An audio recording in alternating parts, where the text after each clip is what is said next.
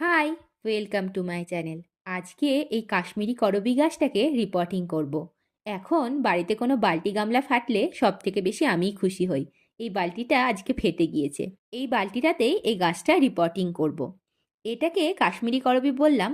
তোমরা নিশ্চয়ই ভাববা কাশ্মীরি করবী কেন বললাম। এটার পেছনে একটা খুব সুন্দর গল্প আছে। আমার এই গাছ লাগানোর শখটা আমার মায়ের কাছ থেকেই পাওয়া। মায়ের যদি কোথাও কোনো গাছ পছন্দ হয়, মা সেখান থেকে সেই গাছের একটা ডাল কালেক্ট করবেই। সেই রকমই 2024 সালে আমরা যখন কাশ্মীর ঘুরতে যাই, আমাদের হোটেলের বাইরে একটা দোকানে এই করবী গাছটা ছিল। গাছ ভর্তি ফুল দেখে মায়ের গাছটা খুব পছন্দ হয়। দোকানদার কাকুকে গাছের একটা ডাল চাইলে তিনি নিতে বলেন।